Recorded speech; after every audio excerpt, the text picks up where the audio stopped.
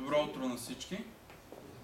Предлагам да започваме, защото тази презентация има 430 нещо слайда и ние няма да ги прегледаме всичките, но предполагам, че ще е интересно да прегледаме колкото се може повече от тях. Казвам се Ангел Великов. Тук съм по покана на господин Хаджи Тодоров. Днес ще говорим за сигурност при избирателните системи, като част от вашия курс по сигурност. Ако имате въпроси към мен, можете да ми пишете на имейла, който съм посочил. Също имам блог, който се отнася за избирателните системи и за други социално-икономически въпроси, но за сега само за избирателни системи пиша от него.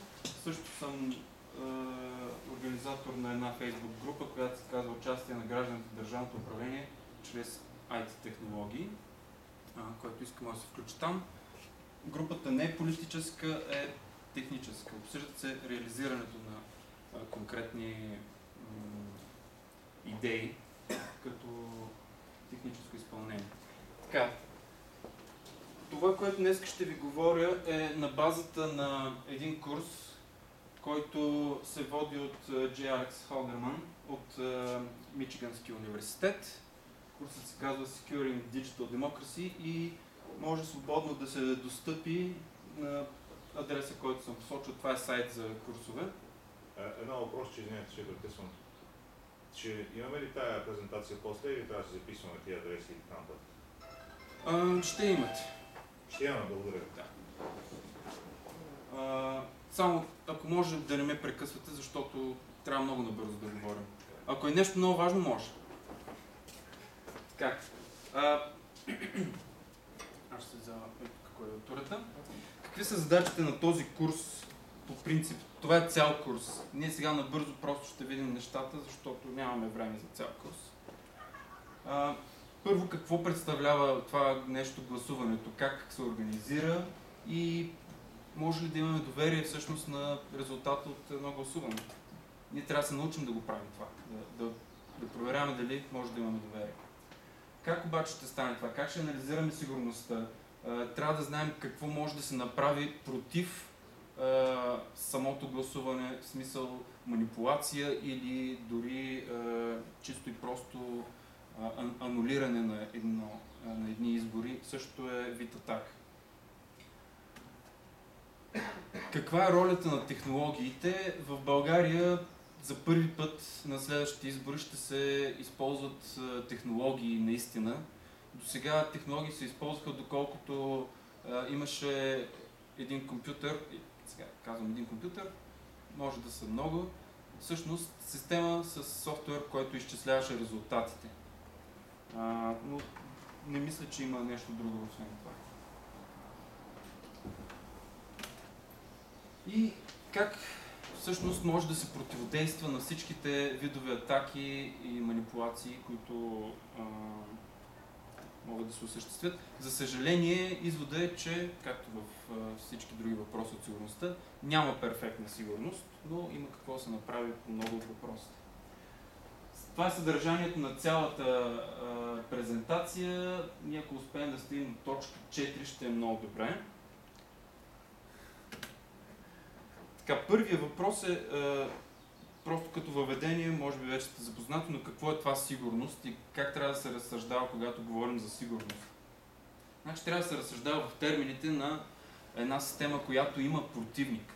Това е интелигентен противник. Това е един лош човек, един терорист, ако искате, може да е просто конкурент. Това е някой, който е интелигентен, има неограничени ресурси и голям късмет. Така трябва да разсъждавате за него. И той иска да направи нещо против системата, в собствена полза. Каква е неговата цел? Това е отделен въпрос. Трябва да предполагам, че е всякаква.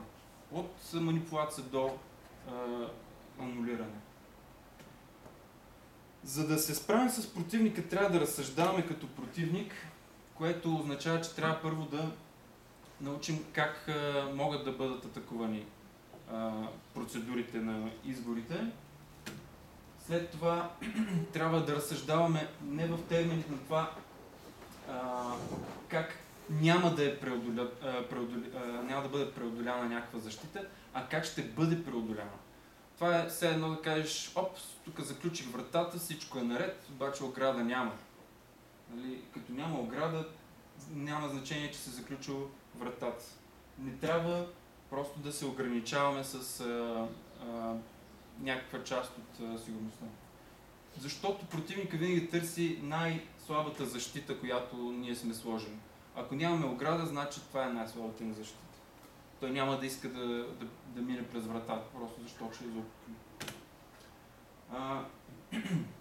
Трябва да се знае какви са предпоставките на тази система за сигурност. Предпоставките са нещо, което термините, в които хората мислят, когато изграждат тази система.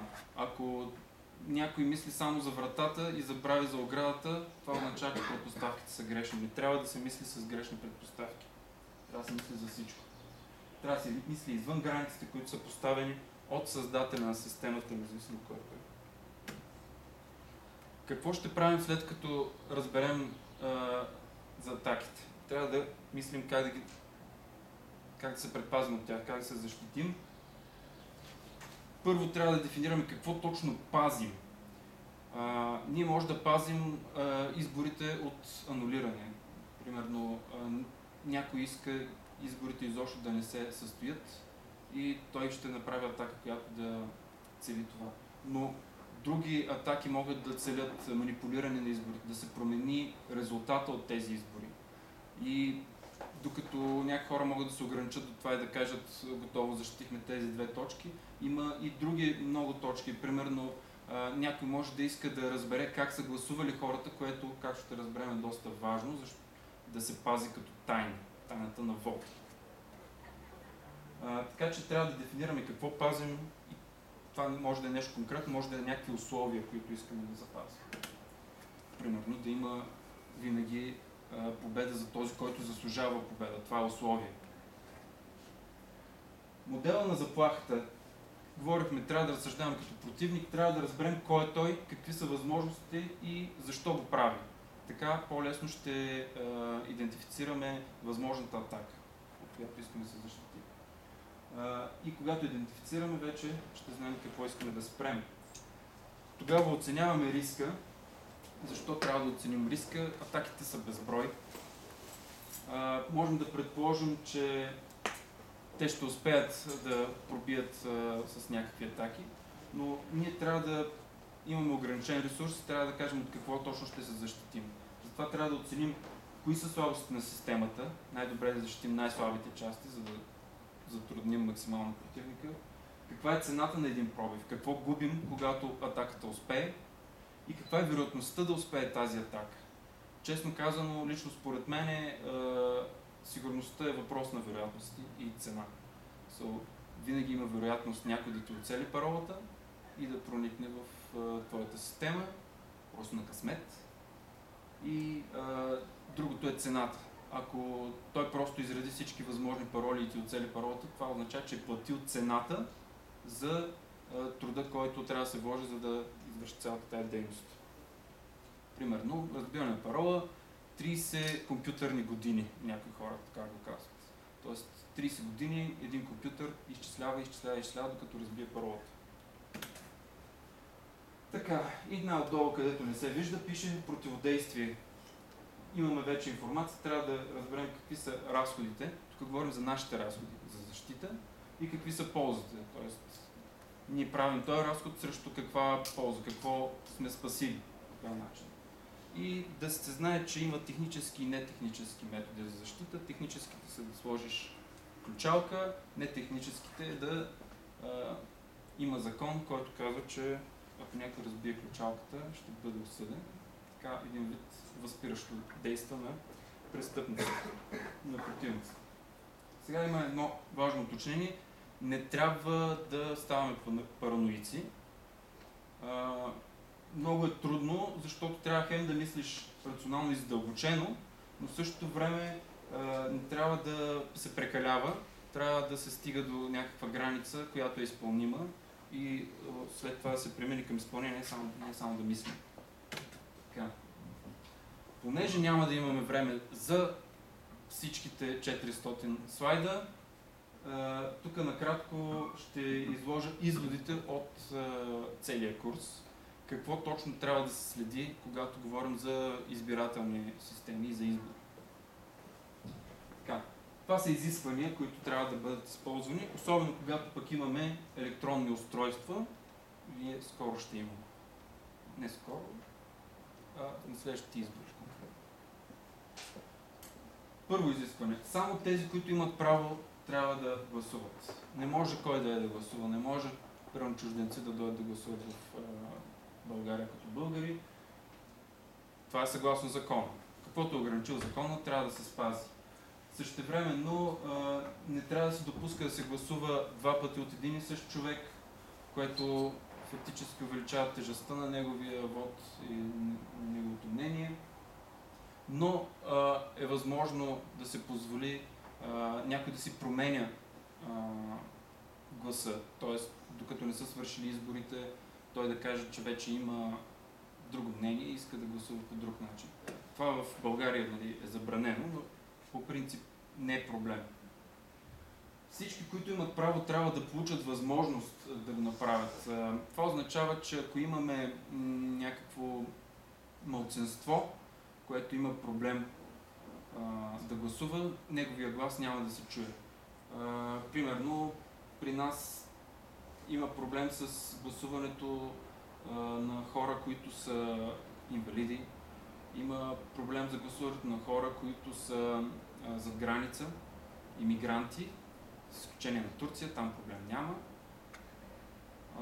И това всъщност намаля точността на изборите, защото тяхното мнение не се чува, а те имат право съгласно закон да гласуват. Резултатът, сега тук е много трики, важно е. Резултатът на подадения глас трябва да съответства на волята на гласоподавателя. Какво означава това? Това означава, че ако аз ти кажа, моля ти се, искам да гласувам за партия Хикс, и ти кажеш, добре, ще запиша тук номер Хикс, това означава, че трябва наистина да запиша номер Хикс. Ако аз съм казал нещо, а е записано друго, това означава, че моята воля не е била отразена правилно. Пуснатия глас трябва да е това, което си пуснал, преброеното трябва да е това, което е пуснато. Има няколко стъпки, които минават и във всяка една от тия стъпки може да има пропуск или манипулация. Преброения глас е точно този, който гласоподавателя е пуснал. И това е важно, особено за електронните средства, където не се вижда какво точно става вътре в машините. Идеята е хората да могат в най-добрия случай да проверят точно какво се е случило и дали техният глас конкретно е бил преброен. В същото време трябва да пазим тайна на вота. Тайната на вота е много важна. Никой не трябва да разбере как сте гласували. Никой не трябва да може да получи доказателство как сте гласували. Защото това означава, че можете да продавате гласа си, което е забранено. В същото време може да има и принуда. Идват и ти казват, гласуваш за тоя, иначе бой. Или пък иначе уволнение. Защото това го има в българската история. Една много важна литература от българската история относно изборите. Алеко Константинов, Бай Ганьо прави избори. Там прочитате и разбирате точно каква е ситуацията. Малко се е променило от тогава, честно казано. Не изглежда толкова грубо. Не обикалят полицаите с извадени саби, за да плашат народа, но някои неща горе да така се случват. Вече имаме обаче си и така медийна манипулация, за която няма да говоря в този курс. Така, и последното от този слайд е, че системата трябва да може да изпълни задачата, т.е. процедурата цялата трябва да свърши на време. Понеже изискването по закон в България и на много други места е гласуването да стане в един ден.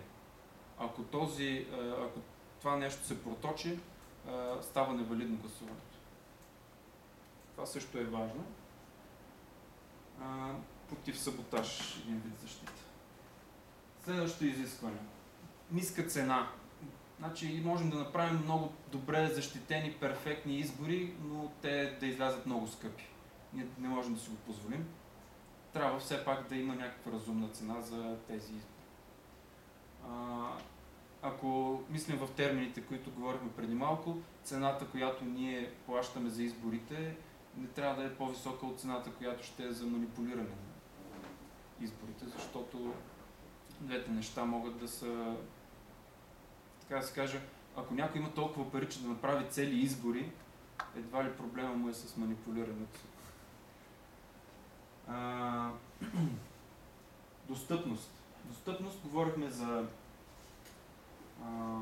това, че трябва системата да има възможност да даде правото на всички, които искат да употребят това свое право, да могат да го направят. Най-вече проблем това е за неграмотни хора, за инвалиди. Те обикновено са най-ощетени, защото често не могат да разберат какво става. Или представете си един човек, който има проблеми с зрението или с слуха, той трудно би се справил с някои от задачите, които му се поставят. Или пък, примерно, инвалид да се качи на третия етаж.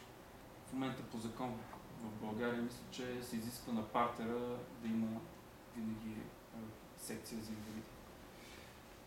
Така.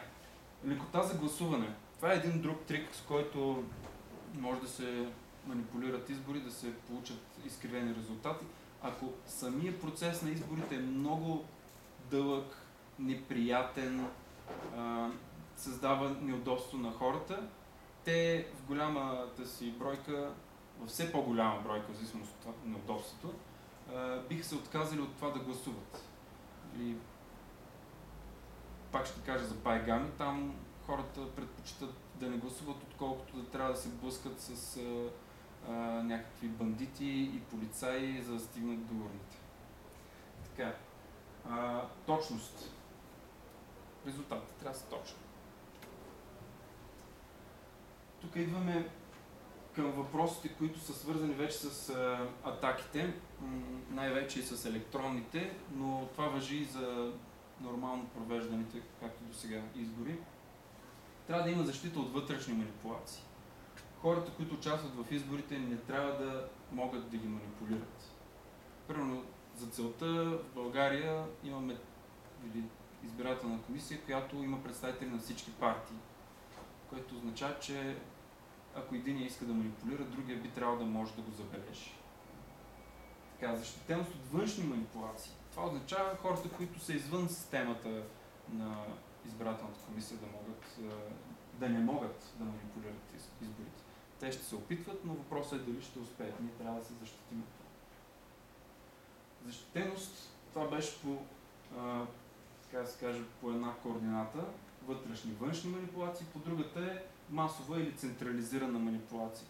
Масовата манипулация, това означава един по един да убеждаваш хората или да ги по някакъв начин да ги манипулираш, за да получиш друг резултат. Купуването на гласове е масова манипулация. Ти купуваш всеки един глас по-отделно.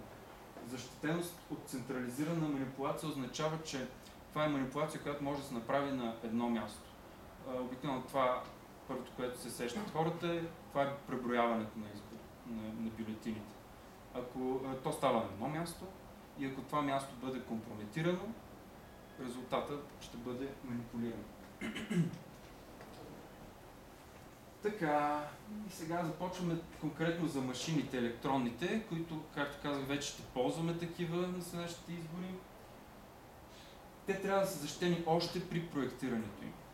Ако този, който прави проекта, остави някаква тайна вратичка, това означава, че той може да манипулира изборите. Могат да се правят страшно много разнообразни манипулации. Общо взето това са компютри, за което говорим. И знаете, че компютрите почти на практика сме видели, че нямат ограничения в възможностите си. Могат да правят всякакви неща. Така че проектантите трябва да са доверени хора. Това е единият вариант, който всички казват, но истината е, че на нас ни трябва по-скоро да бъдат отворени, открити за достъп от цялото общество проекти, за да може хората да прегледат тези машини как работят и, ако разбират достатъчно, да видят, ако има опит за манипулация. Защитеност на тези средства по време на производството им. Значи проектът може да е добър, обаче производителя да си направи една добавка и готово, вече имаме манипулация. Защитеност до изборите. Те са произведени, тия машинки, обаче стоят някъде на склад и до деня на изборите. През това време, докато стоят на склад, може някой да ги пипне. Защитеност по време на изборите. Значи, както си върват изборите, влиза някой в тъмната стайчка, там е машината, той пипа нещо с магическите си ръце и оттам нататък изборите вече са по-различни за тази машина, а понякога и за всички машини, защото някои от тях са свързани помежду си. Директно или индиректно. Защитеност на използваните средства след края на изборите.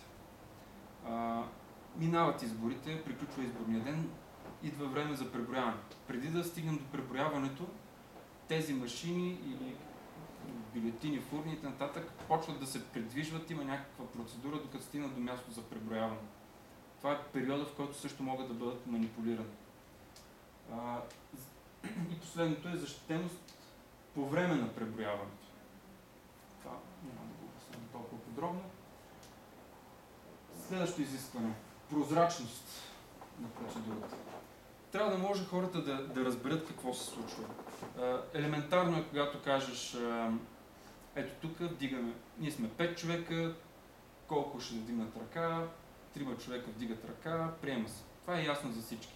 Колкото повече се усложнява процедурата, толкова по-лесно е тя да се манипулира, без някой да разбере. Просто защото този някой не може да види част от процедурата.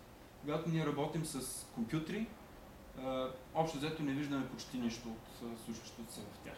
Ние не знаем какво случва. Имаме един екран, но екранът показва това, което компютър иска да покаже, а не какво всъщност има вътре. И на мен екрана може да покаже едно, на друг. Това е проблем. Също важи и за съвсем обикновени урни с бюлетини. Ще видим, ако стигнем до там, че най-първите методи за манипулация са били, защото урните са непрозрачни, те са слагали примерно предварително някакви бюлетини вътре. Да си има. Проверима процедура. Това малко по-абстрактно звучи. Хората трябва да бъдат убедени, че процедурата работи. Трябва да могат да проверят това и сами лично да се убедят, а не някой да им каже, това е процедура, ние измислихме, тя е много добра. И също, ако има прозрачност и можем да я проверим, тогава може да сме сигурни в резултат. Отчетност. Отчетността е едно допълнително, значи те си приличат някои от тези изисквания, но всъщност в различните методи за провеждане на избори някои от тях могат да нямат голям смисъл, а други да са по-важни, въпреки че имат една и съща цел. Отчетност означава, след като свършат изборите, направени са всички изчисления, даден е резултата, ако някой се усъмни, да може да направи повторно проверка. Тоест да има някакви документи, които да показват какво се е случило и да може те да бъдат прегледани отново, за да се провери дали не е имало манипулация.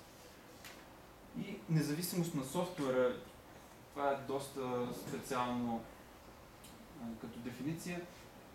Изборната система е независима от софтуера, ако е сигурно, че незабелязана промяна или грешка в софтуера не може да предизвика незабележима промяна или грешка в резултатите.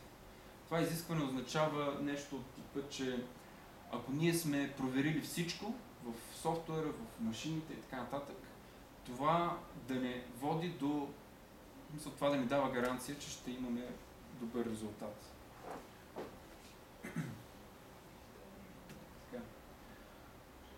И сега почваме по-подробно за тези неща. Така да се каже, че ще повторим. Интегритет или изискването системата да е последователна да е свързана, да няма вътрешни проблеми. Резултатът като цяло трябва да отговаря на намерението на гласувалите. Това може да го разбием на няколко подточки, което е: пуснатите гласове отговарят на намеренията, пуснах Хикс, вътре пише Хикс и преброяването отговаря на пуснатите гласове. Отварям бюлетината, все още пише Хикс, когато броя. Така. Тайна на вода. По-слабата форма е никой да не може да разбере как си гласувал. Така никой няма да може да те пита: ти що гласува за другите, бе? Айде сега ще уволним. Или пък идва жената и ти казва: ти си гласува не за моята партия. Което също е проблем. Не забравяйте, че принудата може да е по всякакъв начин, независимо дали е с пистолет или с точилка. Така, по-силната форма каква е? Дори самият ти не можеш да докажеш. Отиваш ти при кандидата и казваш: аз гласувах за тебе, дай 2 кебабчета. И той ти казва: дай доказателство. Няма кебабчета, ако не съм сигурен, че си гласувах. Аз гласувах за тебе. И дай доказателство. Не може да дадеш. Ако можеш да дадеш доказателство, това означава, че можеш да си продадеш вода. Това не искаме да се случва според закона. Дали закона е прав и дали не трябва да се продават гласове, отделен политически въпрос. Тук говорим как да го спазим. Легитимиране. Това е свързано с две неща. Първата стъпка, легитимирането, е когато искаме да видим, че гласоподавателя наистина има право да гласува. Затова той трябва да се легитимира. И не трябва да гласува повече от един път. В кодекса изрично пише, мисля, че в кодекса беше, че има един глас всеки гласоподавател, а не 2. Има системи с повече гласове. Имайте предвид. Но дори и 5 гласа да имаш или N, въпросът е, че системата трябва да проверява дали си гласува с не повече от тези гласове. Така, право на глас, това е другата страна. Значи, първо ги ограничаваме, сега пък им позволяваме. Който има право на глас, трябва да го получи това право и да го упражни.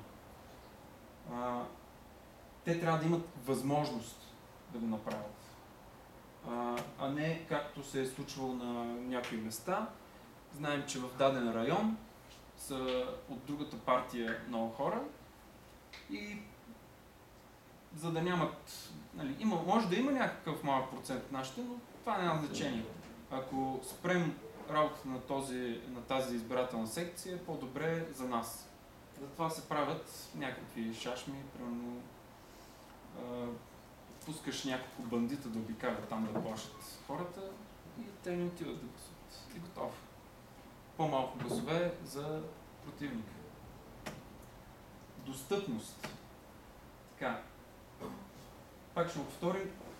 Изискването е в един ден да се извършат изборите. Затова, ако примерно става по интернет това гласуване, има атаки, denial of service се казват, които просто спират работата на някакъв сървър в интернет. Могат така няколко часа или цял ден разни хора да си атакуват, да спират работата и провалят изборите. Така. Тези всичките изисквания, които последно говорихме, те всъщност са в противовес едно на друго. Интегритет е в противовес на тайната на вода. Значи интегритета означаваше да пусна бюлетина, която аз искам и тя да бъде преброена така, както аз искам. Ако нямаше тайна на вода, това ще да е лесно. Хоп, пише го навсякъде. Аз съм гласувал за Хикс, бори се за Хикс, готови сме. Обаче няма тайна на вода. Искаме това да го скрием, обаче тогава става трудно пък да проверим интегритет.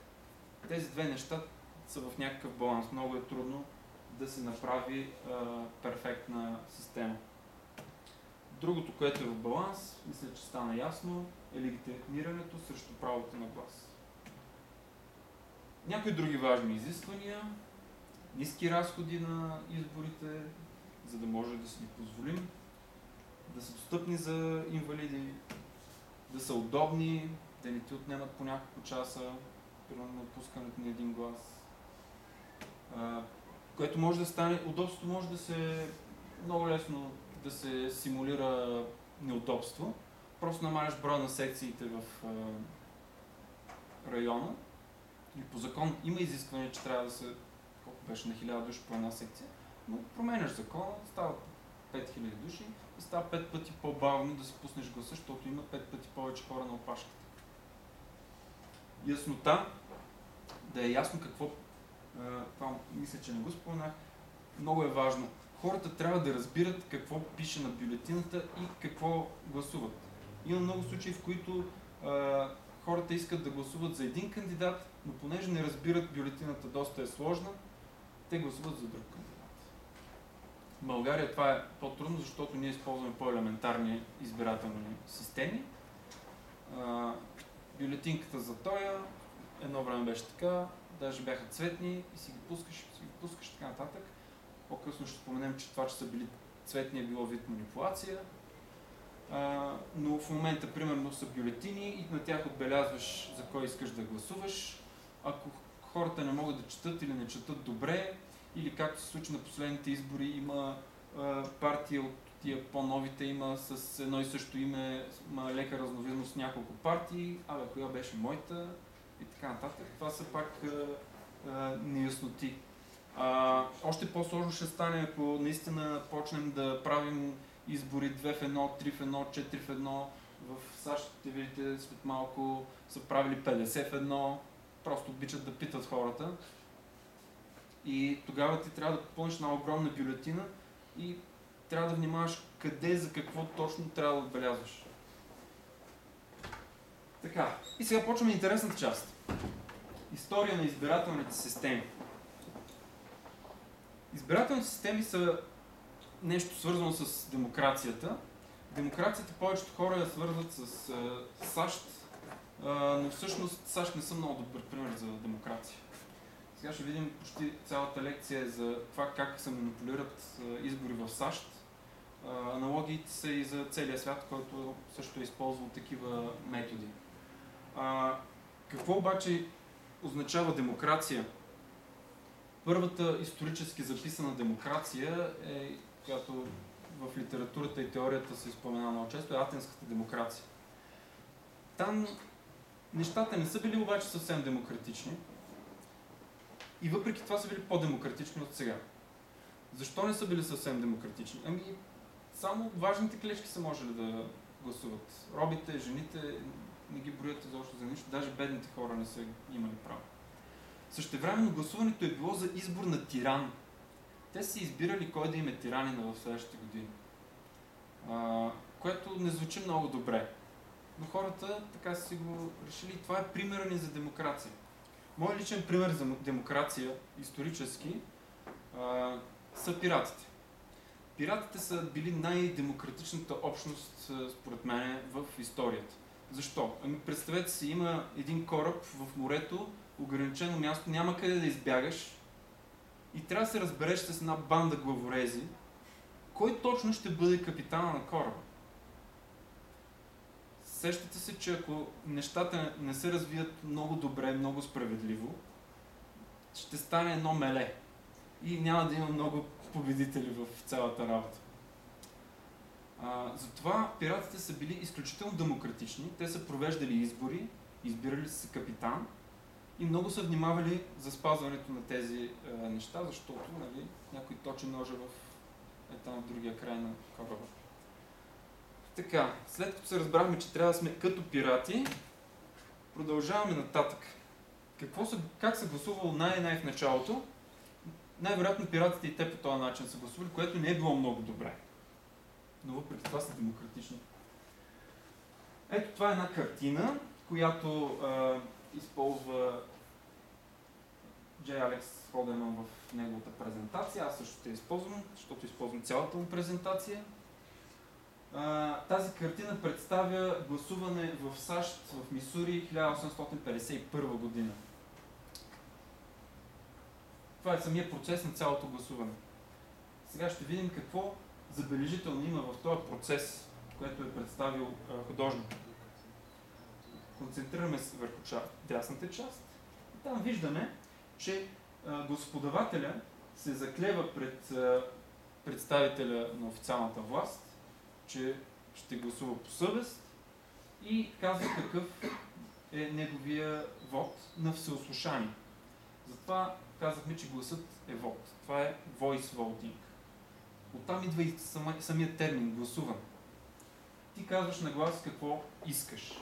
След което отзаде има някакви хора, администрация, която записва това, което ти си казал, за да може то да бъде преброено в края и да се определи кой е победител. Ето тук долу вдясно виждаме още един чичко, може би кандидат, който отделно от тях си записва какъв е бил гласът на този човек. Това е хубаво за интегритета, за проверяемост на гласа, за целите избори, но не е хубаво за тайна на вота, естествено. Какво виждаме като проблеми обаче?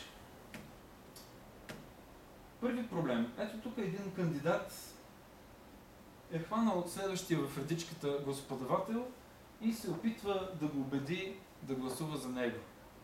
Това е много неприятно, защото нали, се сещате, вие трябва да гласувате след няколко секунди пред очите на един човек, който така любезно се е отнесъл към вас и ви е помолил да гласувате за него и да му имате доверие. Това обаче е нищо работа.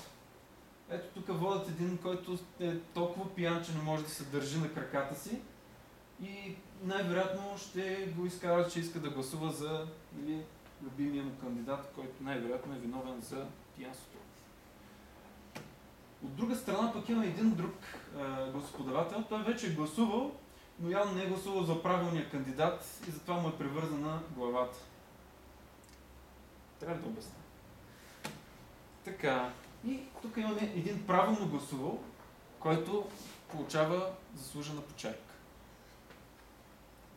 Така. Това явно не се е харесало на много хора, това са решили да направят хартиени бюлетини, да има някаква тайна. Защо е тайна? Ми пишем на хартийка, никой не вижда, пускаме я и после никой не може да разбере коя хартийка аз съм пуснал. Да, но не. Най-първите избори, горе-долу така е теорията и за атинската и за римската демокрация, ще се пускат черни или бели топчета в една кутия. Всеки може да се пусне от което си иска топче и накрая се броят кои са повече, черните или белите. Друг вид урна вече имаме конкретно бюлетини, на които се пише какво има, защото сещате се, че тук може да гласуваме само за да или не, нали, черно или бяло топче. Може и да увеличим броя на цветовете, но нямаш много голяма свобода. Докато когато имаш бюлетина, може да напишеш каквото си искаш име на нея, което е било нормална практика. За кой искаш да гласува? Искам за дядо си да гласувам, защото той е много як. Така. Какво имаме? Като защита имаме една ключалка, която пази бюлетините от манипулации. Пускат се бюлетините, след което се запечатва урната и накрая се брои.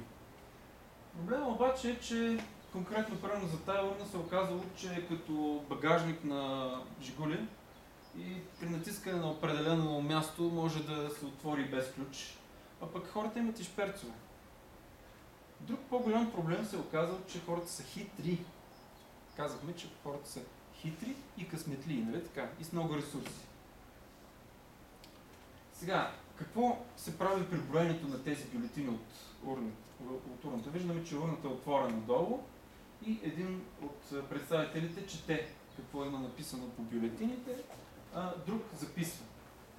Проблемът тук, който се забелязва е, че той, дето записва, го гледат всички, го следят и всичко е честно и почтено. Ама не се знае той, дето чете, дали чете правилно. Защото той може да прочете Хикс, а да пише Y. И така да манипулира изборите. Това са наблюдателите. Така. Ето тук стигаме до хитрите хора. Направили се следната специална урна. Тя има тайни отделения. В тайните отделения пълнеш бюлетини. И докато се пренася по коридора урната, хоп-хоп, измъкваш две дъщици и тези урни, които предварително са били поставени в тези тайни отделения, се смесват с останалите бюлетини и вече имаш повече гласове за твоят любим кандидат. Това се е правило, защото хората са се изхитрили и са почнали да отварят предварително урните, да проверят дали нещо не е предварително пък сложено. Затова те са сложили тайни отделения. Тайните отделения всъщност са две. С едното добавиш, а с другото вадиш бюлетини. Така дори можеш да контролираш вътре да остане правилната бройка бюлетини. Така. Това са двете отделения и ключалката, която, както виждаме, е безполезна в случая. Защита от тези манипулации. Стъклена урна. Ние сме горе-долу на това ниво. В момента имаме плексигласови прозрачни урни и се вижда, че в тях няма предварително поставени бюлетини. Което е добре. Тук обаче има друг проблем. Проблема е, че пък се вижда какво пише на бюлетината, след като я пуснеш. Да, трябва да си, може би, бърз с така очите, но ще видим, че те манипулаторите са си улеснили малко живота в последствие. Къде сме? 10:30 имаме около 40 минути. 40 още? Да. Добре. Що сме в началото? Така, хората са направили още една машинка. Тя е била, за да не се случи пък един друг трик. Слагаш няколко бюлетини заедно и ги пускаш. Те изглеждат като една, ако си чевръст, ще се получи. И вътре обаче после се броят като няколко бюлетини. За да не се случва това, те са проверявали дали е една бюлетината и същевременно, за да не го направи пък някой тайно, докато не гледаш, са имали такава машинка, която има ръчка. Като пуснеш бюлетината, завърташ ръчката, тогава бюлетината пада долу в общия куп, превърта се един брояч и звънва звънче. Затова идеята е да не може никой да пусне бюлетина без да се чуе звънчето и накрая се преброява дали бюлетините вътре в кутията са равни на бройката, която е на брояча.